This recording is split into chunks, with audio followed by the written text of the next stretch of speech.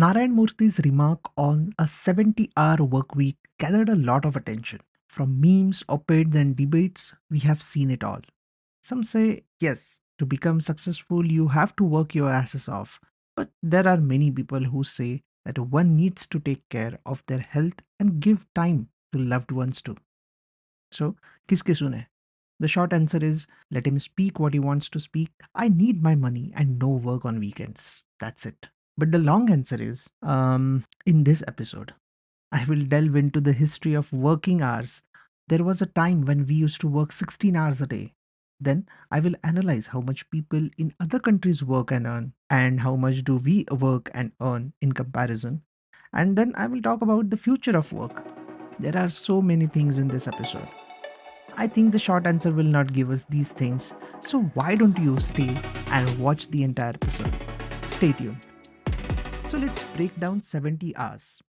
If we assume a 5-day week, then we have to work 14 hours daily.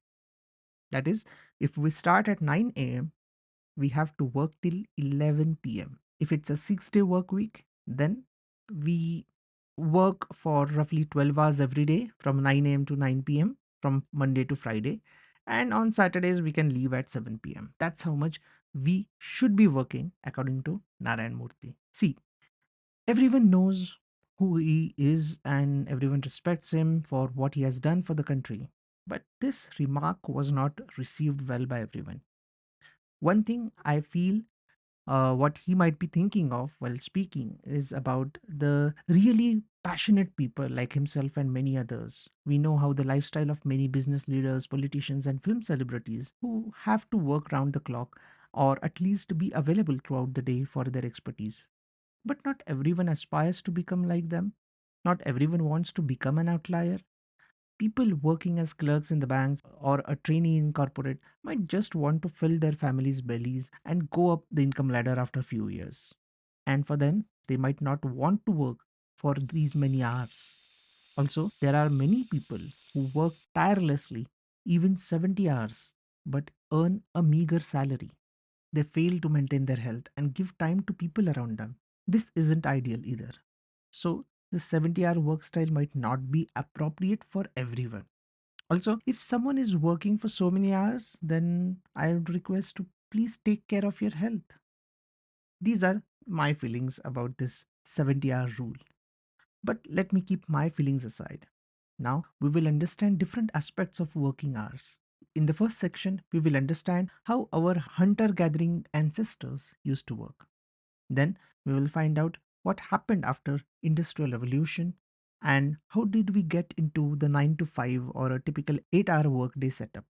Then in the third section we will understand how much do countries across the globe work these days and how much do they earn, and obviously how much we work and earn.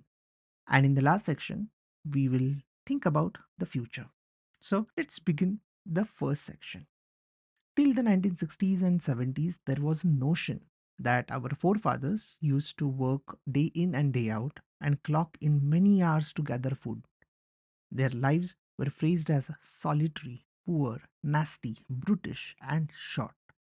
However, people started getting into this subject and started challenging this belief. An anthropologist, Richard Lee, went to the Kalahari Desert in southern Africa. He lived with Juhonsi foragers, one of the last populations of hunter gatherers on Earth. He wanted to know how they lived. He measured how much time they allocated for different activities, and to everyone's surprise, they worked only for 12 to 19 hours a week. And however, after this study, everyone started inquiring about it. And there was some problem in that study. Even Lee himself concluded that they worked on average 40 to 45 hours a week, which is a ballpark figure even today. So we are just like our ancestors working the same hours. Working hours in those times means the amount of time to get the food. Now, directly we have to jump to industrial revolution era because we don't have enough evidences and data between these two eras. So, welcome to the second section, and we are already working 16 hours daily in factories for 6 days. And you know what? Even children are working. But thanks to Robert Owen, our lives became better. He idealized 8 hours labor, 8 hours recreation, 8 hours rest. He was a manufacturer and labor rights activist.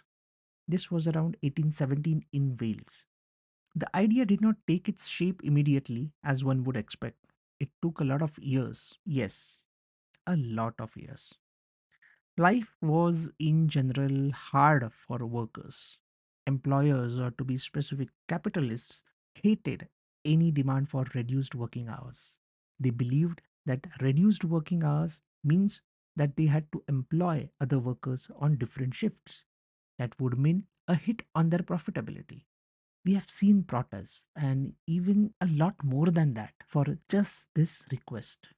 Nelson Lichtenstein, a history professor at the University of California at Santa Barbara, said for nearly 200 years, workers, organized or not, sought to limit the workday. But employers have used all Sam Dam Dandabhed and quashed such initiatives. That era really saw some rough or kind of cruel side of capitalism. Now let's see, how did that happen? Let's see chronologically. In 1847, the UK Parliament enacted the Factories Act 1847. That law mandated a maximum of 10 hours per workday for women and children, but not men. So the struggle continued.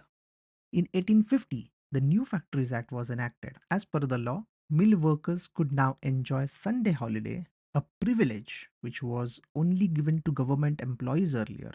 The number of hours were also reduced to 10 hours every day for everyone. Now, on the other side of the English Channel, that is in France, in the year 1848, there was a massive civil unrest movement.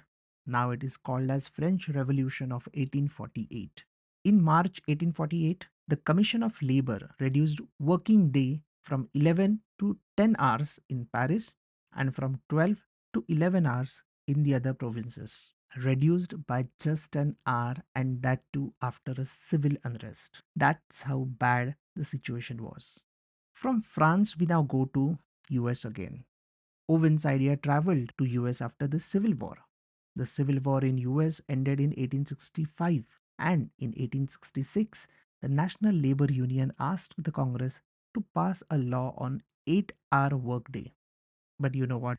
That did not happen.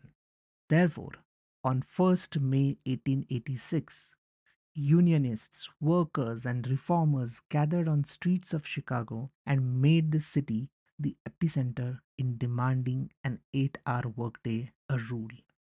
There were parades around the streets of Chicago. As many as 35,000 workers walked out of their jobs. People urged each other to stop the work and join the strike. The law and order situation in the city went out of hand. The strike became violent. There were many clashes between mob and police. Someone dropped the bomb at police also. 60 officers were injured, 8 died, and numerous workers were killed and wounded. There was bloodshed everywhere. Things went out of hand for many, many, many days. Today, 1st May is celebrated as May Day or International Labour Day in the memory of this particular event. In the same year, that is in 1866, the International Working Men's Association demanded an 8-hour day at its Congress in Geneva. In the next year, that is in 1867, Karl Marx's Das Kapital was published. And we all might know how labor welfare was central to Marx's ideologies. In 1869, US President Grant issued a proclamation that guaranteed an 8-hour workday without decrease in pay, but it only applied to government workers. Slowly, an 8-hour workday spread across different industries. It was a slow process though. In 1898, United Mine Workers got this right. In 1905, the printing industry. In 1916, interstate railroad workers. In 1918, Czechoslovakia adopted it. In 1919, Denmark. And slowly, many European countries started adopting it. Kawasaki Dockyards, now it is called Kawasaki Shipbuilding Corporation, became the first Japanese company to adopt 8-hour workday rule in 1919. Another thing happened in 1919, and that was International Labour Organization, or ILO, was formed under the League of Nations, which is basically the previous version of the United Nations.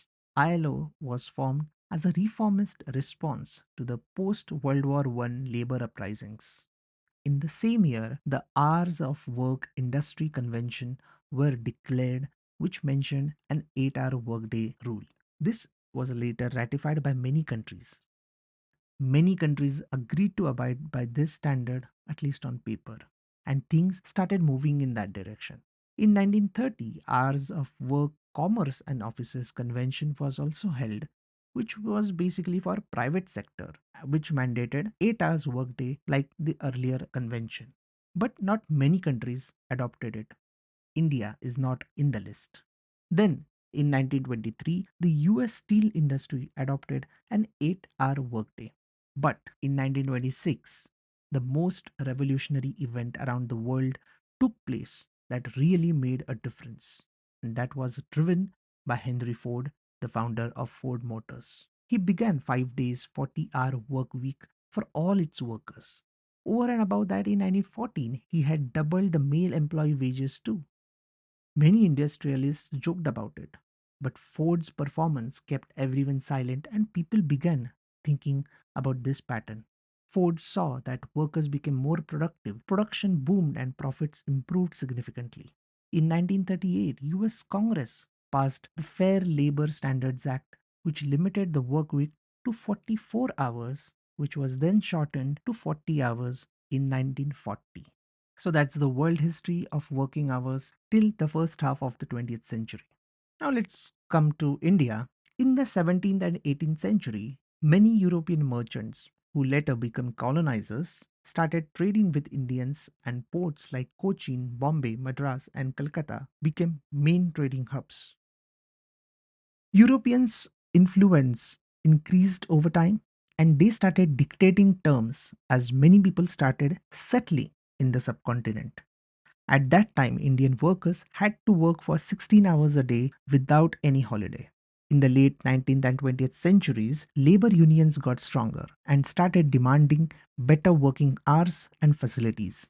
In 1891, the first Factories Act came into force, but it was silent on working hours. In 1911, there was an amendment which specified 12 hours a day and a 6-day working week, which means weekly 72 hours. In 1922, the weekly working hours were brought down to 60, that is, 10 hours daily. In 1942's fourth session of Indian Labour Conference, Dr. Baba Sahib Ambedkar brought up this issue and total working hours were brought down to 8 hours daily. Then, in 1948, in independent India, a revised Factory Act was passed which mentioned 48-hour work week, which means 8 hours daily for a 6-day week work pattern.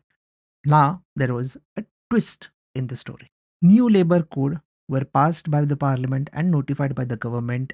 The daily working hour limit has been extended from 8 hours to 12 hours. But the weekly working hours have been capped at 48 hours only. ILO has said that it will review this new law. However, the effective date for this new labor law has not been announced yet. By the way, did you know that Indians are the seventh most working population in the world? Welcome to the third section of today's topic. ILO data shows that we are in the top 10 countries when it comes to working hours in a week. United Arab Emirates tops the list by working 52.6 hours a week, followed by Gambia, Bhutan, Lesotho, Congo, and Qatar. Next in line is India, which works for 47.7 hours a week. Let us compare with other countries. China works for 46.1 hours, Singapore for 42.6 hours, Japan for 36.6, US for 36.4, UK for 35.9, and Germany for 34.4. The least working people are in Vanuatu Island, where they work only for 24.7 hours a week. So, what do you think? Higher the working hours, higher the salary? If you think yes, then unfortunately you are wrong because it's the other way around. Have a look at this chart. It shows average weekly wages on x axis and average working hours on y axis. This data is from OECD countries only, and thus India is not available. In this chart, we can see that there is one clear outlier, and that is Mexico. People work on average for 43 hours but get less than $400 a week. On the other hand, look at Germany. In this chart, we can see that Germans work for around 25 hours but get $1,200 a week. Similarly, US Americans work for 34 hours roughly and get more than $1,500. Now, there is one disclaimer. Data on working hours for many countries in this chart do not tally with the ILO data. Such types of databases usually contain such issues because of variety of reasons. For example, ILO data on working hours shows that Germans work for 34 hours, but here we can see that they are working for 25 hours. This is a significant difference. Usually such databases are prepared using surveys, and that can have different people, different time period, and many other factors might impact such results. Also, primary data sources can also be different for different databases. So there's difference, but we are not going to delve into this because our main point is something different, which the chart tries to convey, and which is basically a generally presumed relationship between working hours and salary. And that is, as the economies progress and adequate capital is put to use, overall productivity increases. That means even if you put in less number of hours, the output can remain the same or can even increase in some cases. So the salary for workers becomes higher, and that reward is due to its higher productivity. Now we have some data on India too. Let us use working hours from ILO and salary data from a Mint article which was sourced from World of Statistics. Now, the year for which the data is used can be slightly different because we are using different sources, one for salary and one for working hours. So please beware of that. This is just a rough calculation to understand where India stands compared to its peers. According to these databases, Indians work for 47.7 hours and earn around $140 a week. So let's try to insert this data into the existing chart. We need to increase x-axis to fit India's working hours, but you can see that we work more than Mexico and earn lesser than that. So that means we have to buck up and try to reduce working hours and increase our earnings as against what is being proposed. So, what do we need to do that? We need more investments in technology, capital goods, training and skilling, research and development. Laws and government policies should support MSMEs and labor and human resource development altogether. Economic growth should be such that the inflation is low and there are ample of job opportunities created every year so that we can achieve higher productivity gains. Many countries have climbed this ladder, and hopefully we will also do it. It is not to say that we haven't done anything at all. However, it is important to understand the current demographics of the nation. We are young, but we will become old someday. And we should not become old and yet work for 50 hours. No, that is not suggested.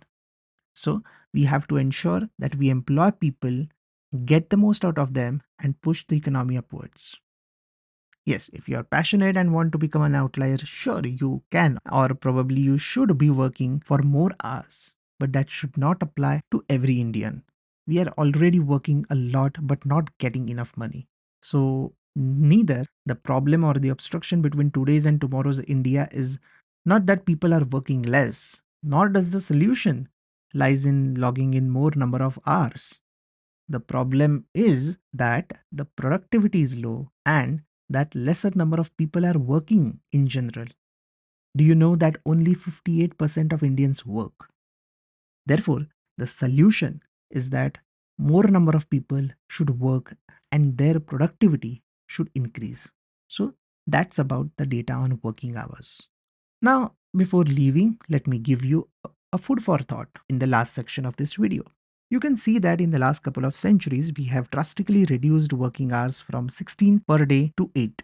That itself is a remarkable feat, and everyone who likes this should really thank people who fought for it and who died for it. Overall, there were two main reasons behind decreasing working hours. First is, of course, the labor uprising movements in the 19th and 20th centuries.